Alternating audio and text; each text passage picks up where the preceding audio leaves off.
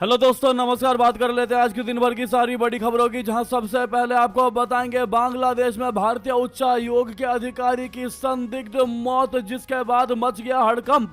संदिग्ध हालत में दफ्तर में मिली लाश। जी हां दोस्तों, बताएंगे अचानक से भारतीय उच्चायोग के अधिकारी के मौत के पीछे क्या हो सकते हैं कारण, जिस खबर ने हड़कंप मचा दिया। साथ ही साथ चौंकाने वाली एक और सबसे बड़ी खबर आपको बताएंगे, ताइवान की सड़कों पर भारत विरोधी पोस्टर। ताइवान में भारतीयों के खिलाफ उबला नफरत का जहर, वोटों के लिए तिरंगे का कर दिया अपमान, लगाए भद्दे पोस्टर्स। जानकर, सुनकर और देखकर आपका भी खून खौल जाएगा दोस्तों कि अचानक ताइवान में भारत विरोधी ताकतें कहां से पनपने लगी। क्या भारतीय वर्कर्स को करेंगे बैन? क्या है ताइवान से भारत विरोधी जानकारी दोस्तों। वही रूसी राष्ट्रपति व्लादिमीर पुतिन 25वीं बार पहुंचे चीन, वही उसके बाद आएंगे भारत। क्या है इससे जुड़ी जानकारी विस्तार से बताएंगे, लगे हाथों बताएंगे। नॉर्वे की स्वतंत्र मीडिया का असली चेहरा आया सबके सामने, पीएम मोदी का सपेरे के रूप में नस्ल भेदी कार्टून देखने को मिला है दोस्तों, जिसके बाद हर किसी को पता चल गया नॉर्वे की मीडिया का असली चेहरा। तो वहीं आपको बताएंगे बंगाल में जहां दोबारा चुनाव होने हैं, जहां भाजपा सिंबल पर टेप चिपका मिलने पर चुनाव रद्द हुआ था फाल्ता में, अब वहां पर टीएमसी कैंडिडेट पीछे हट गया दोस्तों। बताएंगे अचानक कैसे हुआ। वहीं ममता के भतीजा अभिषेक बनर्जी पर भी बड़ा एक्शन होगा। इतने ठिकानों को लेकर आया बुलडोजर का अल्टीमेटम, जानकर आप भी जाएंगे चौंक और कहेंगे ये तो होना ही था। एक से एक बेहतरीन से बेहतरीन जानकारी आपको बताने वाले हैं, बस आप वीडियो के अंत तक बने रहिएगा। और खबरों में आगे बढ़ने से पहले दोस्तों, अपने भारत देश के संप्रभुता अखंडता का पुरजोर समर्थन करते हैं और मानते हैं कि भारत के खिलाफ कोई भी साजिश भारत कभी कामयाब नहीं होने देगा। तो वीडियो को लाइक करके, चैनल को सब्सक्राइब करके, बेल आइकन दबा के कमेंट में जय हिंद अवश्य कहिएगा। बात करते हैं पहली सबसे बड़ी खबर की, जहां बांग्लादेश के चट्टोग्राम में भारतीय उच्चायोग के एक अधिकारी की मौत से हड़कंप मच गया। उच्चायोग के अधिकारी का शव मंगलवार को मिशन परिसर के भीतर पाया गया। हालांकि दोस्तों, इस अधिकारी की मौत कैसे हुई इसका अब तक खुलासा नहीं हो पाया। इसकी कोई सटीक वजह सामने नहीं आ पाई है, लेकिन इस मौत ने हर किसी को चौंका कर रख दिया दोस्तों। हालांकि पोस्टमार्टम रिपोर्ट से ही अब मृत्यु के सटीक कारण की पुष्टि हो सकेगी। आपको बता दें, मृतक की पहचान नरेंद्र धर के रूप में हुई है, जो भारतीय मिशन में सहायक प्रोटोकॉल अधिकारी के पद पर कार्यरत थे। पुलिस सूत्रों के मुताबिक नरेंद्र धर करीब 30 के अधिकारी थे। उनका शव मिशन के पुराने वीजा केंद्र भवन की दूसरी मंजिल पर एक बाथरूम के दरवाजे के सामने सुबह सुबह मिला दोस्तों। घटना की सूचना मिलते ही पुलिस तुरंत मौके पर पहुंच गई। मृतक के विदेशी नागरिक होने के साथ राजनयिक मिशन में सेवा देने के चलते पहले जरूरी औपचारिकताएं पूरी की गई। इसके बाद शव को राज्य संचालित चट्टोग्राम मेडिकल कॉलेज अस्पताल के मुर्दा घर में पोस्टमार्टम के लिए भेज दिया गया। दोस्तों, अब इनके मौत को लेकर किसी भी तरह का अटकलें लगाना गलत होगा। ऐसे में जब तक पोस्टमार्टम की रिपोर्ट सामने नहीं आ जाती तब तक कुछ भी कहना सही नहीं है कि उनकी मौत कैसे हुई है। लेकिन वो बांग्लादेश में भारतीय उच्चायोग के अधिकारी थे और इसी वजह से उनके इस मौत ने हर किसी को चौंका दिया कि आखिर उनकी मौत कैसे हुई, क्यों हुई, क्या भारतीय होने की वजह से उनकी मौत हुई है, आखिर क्या है इसके कारण इनकी मौत अपने आप हुई है या फिर किसी ने इनको मारा है। ये सारी अटकलें फिलहाल लगाना गलत होगा जब तक कि खुद पोस्टमार्टम की ऑफिशियल जानकारी रिपोर्ट सामने नहीं आ जाती। दोस्तों, आपको क्या लगता है, तब तक कमेंट में अपनी राय अवश्य दीजिएगा। वाकई में इस खबर ने हर किसी को चौंका कर रख दिया है। फिलहाल इस घटना पर अभी तक ढाका स्थित भारतीय उच्चायोग या चट्टोग्राम स्थित सहायक उच्चायोग की ओर से कोई आधिकारिक टिप्पणी नहीं आई है। हालांकि दोस्तों, जैसे ही पोस्टमार्टम की रिपोर्ट सामने आएगी सबसे पहले आपको जानकारी बताएंगे।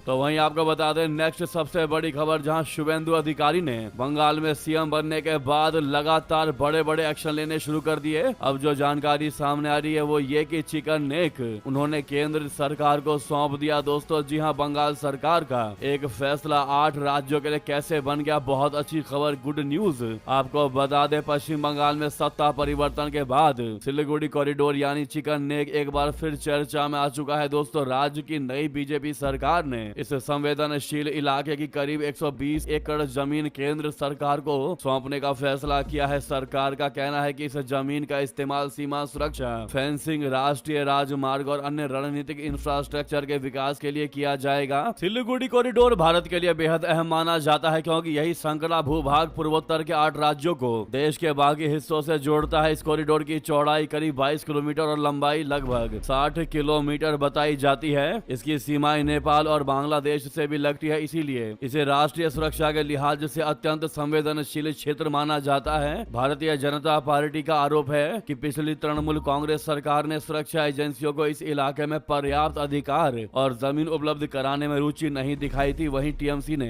ऐसे सभी आरोपों को राजनीति से प्रेरित बताया। इस बहस के बीच 2020 दिल्ली दंगों के आरोपी शरजील इमाम का पुराना बयान भी चर्चा में है, जिसमें उन्होंने चिकन नेक कॉरिडोर को लेकर विवादित टिप्पणी की थी। इस बयान के बाद राष्ट्रीय सुरक्षा को लेकर राजनीतिक बहस और तेज हो गई थी। साल 2020 में दिल्ली में हुए सांप्रदायिक दंगों के आरोपी शरजील इमाम ने कहा था कि अगर 5 लाख मुसलमान भी इकट्ठा हो जाएं तो चिकन नेक को बंद करके भारत को नॉर्थ ईस्ट के राज्यों से पूरी तरह काटा जा सकता है। शरजील इमाम यह बात इसलिए कह रहा था क्योंकि चिकन नेक के इलाके को मुस्लिम अक्सरियत माना जाता है। मुस्लिम अक्सरियत का मतलब जिनको नहीं पता उनको बता दें, इसका मतलब ये होता है कि यहाँ मुस्लिम आबादी बहुसंख्यक है, मेजोरिटी में है, डोमिनेंट है। अब ये बात इतनी खतरनाक थी कि इसके कारण शरजील इमाम को आज तक अदालत से जमानत नहीं मिली, जबकि केंद्र सरकार ने भी ऐसी कई कोशिशें की जिससे चिकन नेक का इलाका उसकी एजेंसी और बीएसएफ को पूरे तरीके से मिल जाए। ममता बनर्जी को इसके लिए कई प्रस्ताव भेजे गए, लेकिन वो ऐसा करने के लिए तैयार नहीं हुई।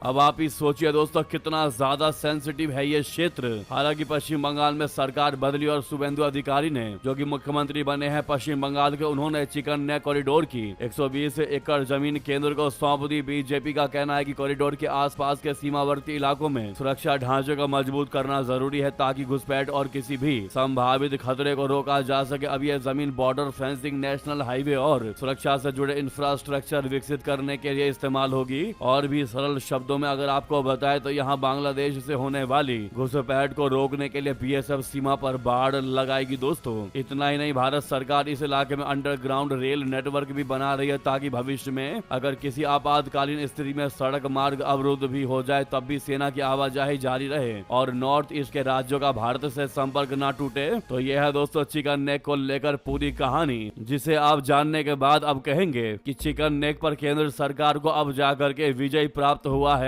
जहां टीएमसी की ममता सरकार ने पूरे तरीके से केंद्र को रोक रखा था दोस्तों, जिसका अब जरिया मिल गया है केंद्र को। क्या है इस पर आपकी राय अवश्य कमेंट करके बताइएगा। अगर आप भी मानते हैं कि बॉर्डर क्षेत्र वाकई में भारत के काफी ज्यादा सुरक्षित होने चाहिए और ये फैसला बिल्कुल सही फैसला है, तो अपनी राय दीजिएगा, कमेंट में लिखकर बताइएगा कि आपको ये फैसला कैसा लगा। लेकिन सामने लाइक का बटन है दोस्तों, अभी तक इस लाइक के बटन को नहीं प्रेस किया है, नहीं दबाया है तो 1 सेकंड भी नहीं लगना, इस लाइक के बटन को जरूर दबा दीजिएगा। नेक्स्ट खबर की बात करते हैं, जहां पर ताइवान में भारतीयों के खिलाफ उबला नफरत का जहर, वोटों के लिए तिरंगे का अपमान, लगाए भद्दे पोस्टर्स। दोस्तों चुनाव लड़ रहा उम्मीदवार बोला भारतीय मजदूरों को मत लाओ, वे अपराधी होते हैं। बता दें दुनिया भर में आज जहां एक तरफ भारत और भारतीयों की कामयाबी का डंका बज रहा है, वहीं दूसरी तरफ ताइवान से एक ऐसी खबर आ गई है जो किसी को भी परेशान कर देगी। दोस्तों ताइवान में भारतीय प्रवासी मजदूरों के आने का विरोध तो कुछ समय से चल ही रहा था, लेकिन अब वहां की लोकल पॉलिटिक्स में एक बेहद गंदी और शर्मनाक हरकत देखने को मिली है, जिसने हर किसी को चौंका दिया। सोशल मीडिया पर इस समय ताइवान का एक वीडियो और चुनावी पोस्टर जमकर वायरल हो रहा है, जो आप सामने देख पा रहे हैं, जिसमें वहां के नेता ने सिर्फ चंद वोटों की खातिर सरेआम भारत का अपमान कर डाला। यह पूरा मामला ताइवान के काओंगशुंग शहर का है। यहाँ के सियाओगांग जिले की शानमिंग रोड पर काओंगशुंग सिटी काउंसिल के लिए चुनाव लड़ रहे उम्मीदवार ली हुंग यी ने विवादित बिलबोर्ड लगाया। इस चुनावी पोस्टर में कई वादों के बीच एक नो सिंबल यानी बैन का निशाना बनाया गया। इसके अंदर एक पगड़ी पहने हुए व्यक्ति की तस्वीर है और उसके ठीक बगल में भारत का राष्ट्रीय ध्वज तिरंगा उल्टा करके छापा गया है। इस उम्मीदवार ने ताइवान की जनता से वादा किया है कि अगर वो चुनाव जीतता है तो ताइवान में भारतीयों के आने और उनके बसने पर पूरी तरीके से पाबंदी लगा देगा। दोस्तों मलेशिया के मशहूर पत्रकार इयान माइल्स चेओंग ने एक्सपर्ट ताइवान के एक न्यूज चैनल का वीडियो शेयर किया, जिसके बाद ये मामला पूरी दुनिया के सामने आया। ताइवान में रह रहे भारतीय मूल के लोगों ने इस पर गहरी नाराजगी जताई है। लोगों ने इसे तुरंत हटाने की मांग की है। ताइवानी मीडिया इन पोस्टर्स को बेहद ही आपत्तिजनक मान रही है और चुनावी उम्मीदवार को इस घटिया हरकत पर जमकर खरी खोटी सुनाई रही है। जब मीडिया ने इस कट्टरपंथी उम्मीदवार ली हुंग यी से सवाल किया तो उसने और भी ज्यादा दिखाते हुए सीधे कैमरे पर कह दिया कि ये वो पोस्टर्स नहीं हटाएंगे। उन्होंने कहा कि साफ सी बात है कि मैं भारतीय प्रवासी मजदूरों को ताइवान में लाने का विरोध करता हूँ। मैं ये बिलबोर्ड किसी भी कीमत पर नहीं हटाऊंगा। हर किसी को अपनी राय रखने का पूरा अधिकार है। इस पर पत्रकार माइल्स चेंग ने लिखा कि ताइवानी लोग भारतीयों को कुछ खास पसंद नहीं कर रहे हैं और नेता इसका फायदा उठा रहे हैं।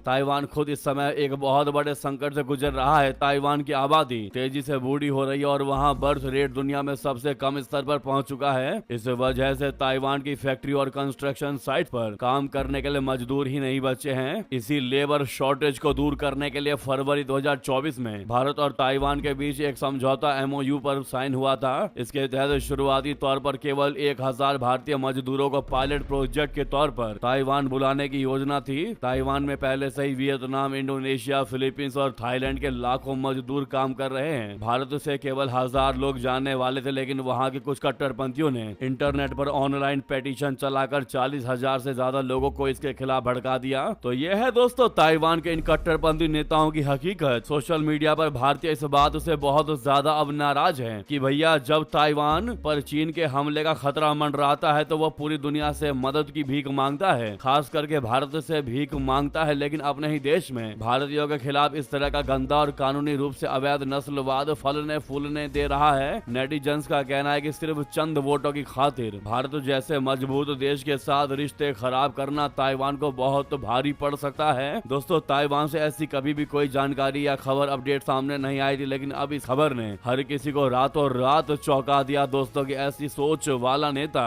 या ताइवानियों में ऐसी सोच कहां से आ रही है? आखिर कौन इनको भड़का रहा है? क्यों ये भारतीयों को निकालने की बात कह रहे हैं? ये बहुत बड़े सवाल खड़े करते हैं दोस्तों। इसीलिए ताइवान में भारतीयों के खिलाफ उबले इस नफरत के जहर को देखते हुए हड़कंप मच गया है। दोस्तों भारतीय मजदूरों को अपराधी बता दिया कि भैया भारतीय मजदूरों को अब मत लेकर आओ, वो अपराधी होते हैं, यहाँ पर आकर अपराध करते हैं। इसीलिए भारतीय मजदूरों को ताइवान नहीं आने दूंगा। दोस्तों भारत जो पूरी दुनिया को एकजुट लेकर चलता है, सबको साथ लेकर चलता है, यूं ही भारत विश्व गुरु नहीं कहला रहा है। लेकिन वहीं दूसरी तरफ ताइवान से इस खबर ने हर किसी को चौंका दिया है। वाकई में कुछ तो इस खबर ने प्रभाव डाला ही है। दोस्तों आपकी क्या है इस मुद्दे पर राय, और क्या तगड़ा जवाब देना चाहेंगे इस ताइवानी नेता को जो भारत विरोधी गेम खेल रहा है और चुनाव जीतने पर भारतीयों को भगाने की बात कर रहा है? दोस्तों आपकी राय तो बनती है भारी मात्रा में कमेंट कीजिएगा। देखते हैं क्या कहते हैं आप लोग दोस्तों, ताकि तगड़ा जवाब मिल सके ताइवान के इस नेता को। दोस्तों नेक्स्ट खबर की बात करते हैं, जहां वहीं रूसी राष्ट्रपति व्लादिमीर पुतिन 25वीं बार पहुंचे चीन की यात्रा पर। चीनी राष्ट्रपति जिनपिंग से मुलाकात करेंगे। पिछले हफ्ते ट्रंप ने भी बीजिंग का दौरा किया था, आपको बता दें। रूस के राष्ट्रपति व्लादिमीर पुतिन मंगलवार की रात 2 दिन के दौरे पर चीन पहुंचे हैं। बीजिंग एयरपोर्ट पर चीन के विदेश मंत्री वांग यी ने उनका स्वागत किया। पुतिन इस दौरे में चीनी राष्ट्रपति शी जिनपिंग से मुलाकात करेंगे। उनका ये दौरा ऐसे समय में हो रहा है जब पिछले हफ्ते अमेरिकी राष्ट्रपति ट्रंप भी बीजिंग के दौरे पर गए थे। चीन के विदेश मंत्रालय के मुताबिक दोनों नेताओं के बीच दोनों देशों के रिश्तों, व्यापार, रणनीतिक सहयोग और दुनिया के मौजूदा हालात पर चर्चा होगी। पुतिन चीन के प्रधानमंत्री ली कियांग से भी मुलाकात कर सकते हैं। दोस्तों चीन पहुंचने से पहले जारी वीडियो संदेश में पुतिन ने कहा कि रूस और चीन के रिश्ते अभूतपूर्व स्तर पर पहुंच चुके हैं। उन्होंने कहा कि दोनों देशों के बीच भरोसा, आपसी समझ और बराबरी के सहयोग का रिश्ता है। पुतिन ने आगे कहा कि दोनों देश संप्रभुता और राष्ट्रीय एकता जैसे मुद्दों पर एक दूसरे का समर्थन करते हैं। उनके मुताबिक रूस और चीन राजनीति, अर्थव्यवस्था और ऊर्जा समेत कई क्षेत्रों में सहयोग बढ़ा रहा है। पुतिन और शी जिनपिंग अब तक 40 से भी ज्यादा बार आपस में मिल चुके हैं। पुतिन और जिनपिंग की दोस्ती दुनिया की सबसे मजबूत राजनीतिक साझेदारियों में मानी जाती है। 2013 में राष्ट्रपति बनने के बाद शी जिनपिंग ने अपनी पहली विदेश यात्रा रशिया की ही की थी। दोस्तों वही पुतिन ने भी कई बार चीन को अपनी शुरुआती विदेशी यात्राओं में प्राथमिकता देते रहे हैं। दोनों नेता सार्वजनिक मंचों पर एक दूसरे को करीबी दोस्त और रणनीतिक साझेदार बता चुके हैं। वहीं आपको बता दें रूसी राष्ट्रपति पुतिन सितंबर में आएंगे भारत की यात्रा पर भी ब्रिक्स समिट में हिस्सा लेंगे। 10 महीने में उनका दूसरा दौरा होने वाला है भारत का। मोदी जी भी इस साल रशिया जाएंगे। आपको बता दें रूस के राष्ट्रपति व्लादिमीर पुतिन इसी साल सितंबर में भारत भी जाएंगे। रूसी राष्ट्रपति की सरकार ने मंगलवार को कहा कि पुतिन 12 और 13 सितंबर को नई दिल्ली में होने वाले ब्रिक्स समिट में हिस्सा लेंगे। पीएम मोदी ने पुतिन को दिसंबर 2025 में उनके भारत दौरे के दौरान आधिकारिक तौर पर समिट में शामिल होने का न्योता दिया था। एक साल के भीतर पुतिन का यह दूसरा भारत का दौरा होगा। मोदी जी भी इसी साल रशिया के दौरे पर जाएंगे। दोस्तों इससे पहले पुतिन दिसंबर 2025 में भारत आए थे। उस दौरान उन्होंने प्रधानमंत्री मोदी जी के साथ 23वें भारत वार्षिक शिखर सम्मेलन में हिस्सा लिया था। 2025 का दौरा इसलिए भी खास माना गया था क्योंकि यूक्रेन युद्ध शुरू होने के बाद ये पुतिन का पहला भारत का दौरा था। इससे पहले वो आखिरी बार 2021 में नई दिल्ली आए थे। रूसी विदेश मंत्री सर्गेई लावरोव ने 15 मई को भारत आने के बाद कहा था कि वे प्रधानमंत्री मोदी जी की रशिया यात्रा की तैयारी कर रहे हैं। उन्होंने बताया कि मोदी जी ने रशिया आने की पुष्टि कर दी है। उन्होंने कहा कि दोनों देशों के बीच रक्षा, ऊर्जा, व्यापार और कई अन्य क्षेत्रों में मजबूत सहयोग जारी है और रशिया चाहता है कि ये समझदारी और साझेदारी आगे भी तेजी से मजबूत होती रहे। उनके बयान से माना जा रहा है कि मोदी जी इसी साल भारत रशिया वार्षिक शिखर सम्मेलन में हिस्सा लेने के लिए रूस जा सकते हैं। हालांकि अभी तक यात्रा की आधिकारिक तारीख या कार्यक्रम का औपचारिक ऐलान नहीं हुआ है। वहीं इसी महीने भारत का दौरा करेंगे अमेरिकी विदेश मंत्री मार्को रूबियो। क्वाड बैठक पर रहेगी इनकी नजर। दोस्तों अमेरिका के विदेश मंत्री मार्को रूबियो जल्द ही अपने पहले आधिकारिक भारत दौरे पर आने वाले हैं। उसको लेकर भारत स्थित अमेरिकी दूतावास ने खुशी जताई है और कहा है कि वो रूबियो के स्वागत के लिए उत्साहित है। माना यह जा रहा है कि यह दौरा भारत पाकिस्तान संबंधों को और मजबूत बनाने में अहम भूमिका निभाएगा। अमेरिकी दूतावास ने सोशल मीडिया प्लेटफॉर्म एक्स पर पोस्ट करते हुए कहा कि वो देश के विदेश मंत्री मार्को रूबियो के पहले भारत दौरे, क्वाड देशों की मंत्री स्तरीय बैठक और उच्च स्तरीय वार्ताओं का इंतजार कर रहा है। साथ ही अमेरिका की आबादी के 250 साल पूरे होने के कार्यक्रमों का भी जिक्र किया गया। अमेरिका के भारत में राजदूत सर्जियो गोर ने भी इस दौरे को लेकर उत्साह जताया। उन्होंने कहा कि अमेरिका भारत के साथ बढ़ती साझेदारी को और बहुत महत्व देता है और दोनों देशों के रिश्तों को और मजबूत करना चाहता है। उन्होंने मार्को रूबियो को उन्हें अपना अच्छा दोस्त बताते हुए कहा कि दोनों देशों के संबंध दुनिया के लिए भी फायदेमंद साबित होंगे। यानी इस खबर से इनकी बॉन्डिंग काफी अच्छी दिखाई दे रही है। ट्रंप की सरकार में दोस्तों ऐसे में उनके भारत आने के लिए वेलकम टू इंडिया कमेंट में जरूर कह दीजिएगा। नेक्स्ट खबर की बात करते हैं जहां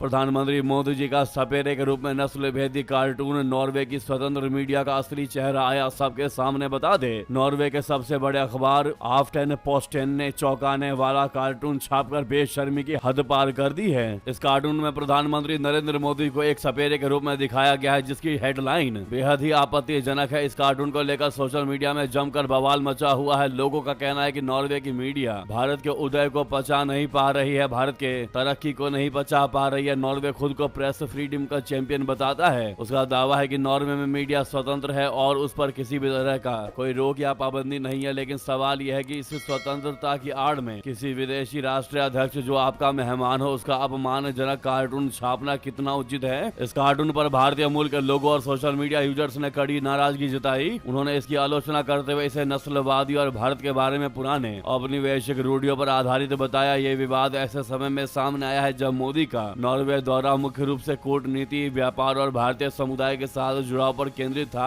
पश्चिमी मीडिया के कुछ हिस्सा ऐतिहासिक रूप से सपेरे की छवि का उपयोग भारत और उसके नागरिकों के प्रतीक के रूप में करता रहा है। अक्टूबर 2022 में एक स्पेनिश समाचार पत्र लॉ वेनगार्डिया भारत की आर्थिक वृद्धि को दर्शाने के लिए एक सपेरे के चित्र का इस्तेमाल किया था। दोस्तों इस मुद्दे पर भी कहना काफी ज्यादा जल्दबाजी हो जाएगा कि आखिर क्यों किया ऐसा बांग्लादेश ने, या फिर बांग्लादेश का रूल ही यही है। ये देखने वाली बात रहेगी। दोस्तों नेक्स्ट खबर की बात करते हैं जहां 5 देशों के दौरे का आखिरी पड़ाव नॉर्वे का सफल दौरा पूरा करके इटली पहुंचे प्रधानमंत्री मोदी जी। जी हां दोस्तों 5 देशों के बेहद अहम और ऐतिहासिक विदेशी दौरे के आखिरी पड़ाव में प्रधानमंत्री नरेंद्र मोदी जी पहुंच चुके हैं। मंगलवार को अपना नॉर्वे का सफल दौरा खत्म करने के बाद वो इटली की राजधानी रोम पहुंच चुके हैं। इटली का ये दौरा भारत की विदेश नीति और दुनिया भर में देश के मजबूत होती छवि के लिए बहुत ही जरूरी माना जा रहा है। ओस्लो से उड़ान भरने के बाद अब रोम में उनका भव्य स्वागत किया जा रहा है। दोस्तों ऐसे में all the best PM Modi ji, आप लोग कमेंट में अवश्य कहिएगा। वहीं आपको बता दें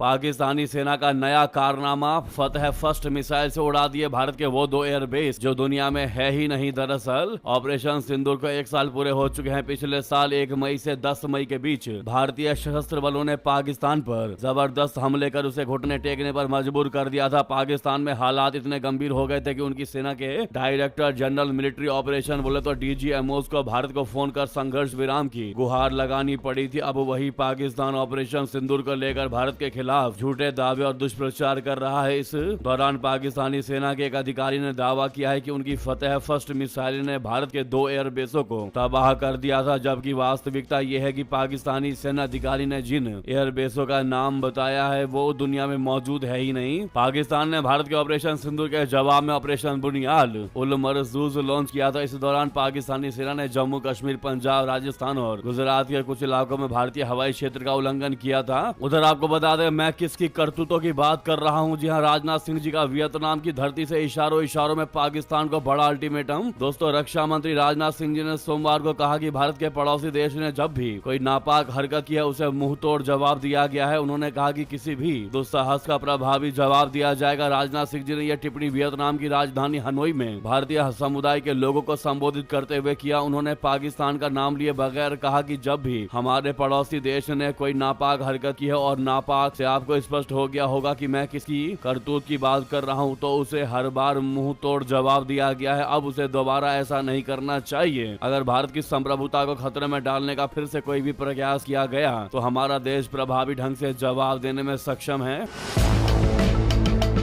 वहीं आपको बता दें दोस्तों, भारतीय शेयर बाजार के लिए बड़े झटके की खबर। ग्लोबल टॉप 100 में कोई भारतीय कंपनी नहीं है दोस्तों। HDFC TCS भी हुई बाहर। जी हां, भारतीय शेयर बाजार में जारी गिरावट का असर अब देश की सबसे बड़ी कंपनियों पर भी दिखने लगा है। रिलायंस, TCS और HDFC बैंक जैसी दिग्गज कंपनियां दुनिया की टॉप 100 कंपनियों की लिस्ट से बाहर हो गई हैं। रिलायंस इंडस्ट्रीज जो कभी दुनिया की टॉप 60 कंपनियों में शामिल थी, अब करीब 106वें नंबर पर पहुंच गई है। साल 2025 की शुरुआत में कंपनी 57वें स्थान पर थी, लेकिन बाजार में कमजोरी की वजह से उसकी रैंकिंग लगातार नीचे गिर गई। वहीं देश का सबसे बड़ा प्राइवेट बैंक HDFC बैंक भी ग्लोबल टॉप 100 कंपनियों की सूची से बाहर हो गया है। रिपोर्ट के मुताबिक बैंक की रैंकिंग 97वें नंबर से गिरकर करीब 190वें नंबर पर पहुंच गई है दोस्तों, जो कि बहुत बड़ा आंकड़ा होता है। वहीं सबसे बड़ा नुकसान TCS को हुआ है दोस्तों। IT सेक्टर की दिग्गज कंपनी TCS की हालत भी कमजोर हुई है। कंपनी की ग्लोबल रैंकिंग 84वें स्थान से गिरकर 314वें नंबर तक पहुंच गई है। IT सेक्टर में कमजोरी और विदेशी बाजारों की अनिश्चितता इसका सबसे बड़ा कारण मानी जा रही है। वहीं इन्फोसिस और ITC की हालत भी काफी खराब है दोस्तों। क्या इस मुद्दे पर आपकी राय जरूर कमेंट करके बताएगा। नेक्स्ट खबर की बात करते हैं, जहां वहीं इस संकट के बीच जानकारी ये भी सामने आ रही है कि पेट्रोल डीजल की बचत के साथ तेज मूवमेंट के लिए तेल संकट से निपटने की तैयारी में कुछ ऐसा कदम उठा रही है भारतीय सेना दोस्तों। देश के अलग अलग हिस्सों में तैनात भारतीय सेना की अलग अलग यूनिट के मूवमेंट के लिए अब ज्यादातर ट्रेन का इस्तेमाल किया जाएगा। इससे पेट्रोल डीजल की बचत तो होगी, साथ ही साथ वक्त भी बचेगा। हर साल सेना की कई यूनिट्स एक जगह से दूसरी जगह ट्रांसफर होती है और एक यूनिट के मूवमेंट में 40 से लेकर 70 तक गाड़ियों का इस्तेमाल होता है। ऐसे में प्रधानमंत्री नरेंद्र मोदी ने अपील की थी कि पेट्रोल डीजल का इस्तेमाल समझदारी से किया जाए और फ्यूल की बचत की जाए। अब ऐसे में सेना सूत्रों के मुताबिक इसका सेना की ट्रेनिंग या ऑपरेशनल तैयारियों में कोई फर्क नहीं पड़ा है, लेकिन पेट्रोल डीजल कम खर्च करने के लिए अब यूनिट के मूवमेंट में ट्रेन का ज्यादा इस्तेमाल किया जाएगा दोस्तों। इस कदम पर आपकी निजी क्या राय है अवश्य कमेंट करके बताएगा। नेक्स्ट खबर बता दें, बंगाल में जहां दोबारा चुनाव होना है वहां टीएमसी का कैंडिडेट हट गया पीछे। जी हां दोस्तों, फाल्ता में कल होगी वोटिंग। भाजपा सिंबल पर टेप चिपका मिलने पर चुनाव हुआ था रद्द, आपको याद होगा। बता दें, पश्चिम बंगाल की फाल्ता विधानसभा सीट पर दोबारा वोटिंग से 2 दिन पहले तृणमूल कांग्रेस यानी टीएमसी उम्मीदवार जहांगीर खान ने चुनाव लड़ने से इनकार कर दिया है। जहांगीर ने मंगलवार को प्रेस कॉन्फ्रेंस करके इसकी घोषणा कर दी। बंगाल विधानसभा चुनाव के दूसरे फेज यानी 29 अप्रैल को फाल्ता में हुई वोटिंग थी। वोटिंग हुई थी, इस दौरान कुछ बूथ पर ईवीएम में भाजपा के बटन पर टेप चिपका मिला था। कई अन्य बूथों पर भी ईवीएम में गड़बड़ी की खबरें आई थी। इसके बाद चुनाव आयोग ने 21 मई को दोबारा वोटिंग के आदेश दिए थे, जिसका रिजल्ट 24 मई को आना था। अब चुनाव से हटने का ऐलान कर दिया है दोस्तों टीएमसी के नेता जहांगीर ने, और कहा कि मैं फाल्ता का बेटा हूं और चाहता हूं कि यहाँ शांति बनी रहे और ये तरक्की करे। सीएम शुभेंदु यहाँ के लिए स्पेशल पैकेज दे रहे हैं, इसीलिए मैं चुनाव से खुद को अलग कर रहा हूँ। वहीं पश्चिम बंगाल के सीएम शुभेंदु अधिकारी ने जहांगीर के फैसले पर कहा कि उनके पास कोई दूसरा ऑप्शन नहीं था, क्योंकि उन्हें कोई पोलिंग एजेंट तक नहीं मिलेगा, इसीलिए उन्होंने चुनाव से भागने का फैसला किया है। तो यह जानकारी। वहीं दोस्तों, जहांगीर के सरेंडर करने पर टीएमसी में कलह मच गई है। विधायकों ने अभिषेक बनर्जी को घेर लिया। नेताओं ने पूछा कि मतदान से ठीक 2 दिन पहले चुनाव छोड़ने के बावजूद जहांगीर खान के खिलाफ कोई अनुशासनात्मक कार्रवाई क्यों नहीं की गई। सूत्रों के मुताबिक बैठक में अभिषेक बनर्जी के इस बयान का भी जिक्र हुआ और कुछ विधायकों ने सवाल किया कि अब शमशान घाट कौन बनवाएगा और किसके लिए बनेगा। तो वहीं दोस्तों, तृणमूल कांग्रेस के राष्ट्रीय महासचिव और सांसद अभिषेक बनर्जी से जुड़ी संपत्तियां अब कोलकाता नगर निगम की जांच के घेरे में आ गई है। निगम ने कथित अवैध निर्माण को लेकर अभिषेक बनर्जी से जुड़े 17 पदों पर नोटिस जारी कर दिया है, जिससे बंगाल की राजनीति में हलचल तेज हो गई है। कोलकाता नगर निगम ने यह notice Kolkata municipal corporation act 1980 की धारा 401 के तहत भेजा है। नोटिस में संबंधित संपत्तियों के मालिकों से बिल्डिंग प्लान की मंजूरी से जुड़ी दस्तावेज मांगे गए हैं। साथ ही यह भी पूछा गया है कि अतिरिक्त निर्माण के लिए निगम से अनुमति ली गई थी या नहीं। लिफ्ट और एस्केलेटर जैसी सुविधाओं की जानकारी भी मांगी गई है। दोस्तों, वहीं लगे हाथों वीडियो को लाइक करके चैनल को सब्सक्राइब करके बेल आइकन दबा के कमेंट में जय हिंद आप लोग अवश्य कह दीजिएगा। और जहां पर भी आपका ग्रुप हो, चाहे व्हाट्सएप, फेसबुक, एक्स पर, इस वीडियो को शेयर जरूर करिएगा। मिलते अगली बड़ी खबर में। बहुत बहुत धन्यवाद, बहुत बहुत आभार। जय हिंद, जय भारत।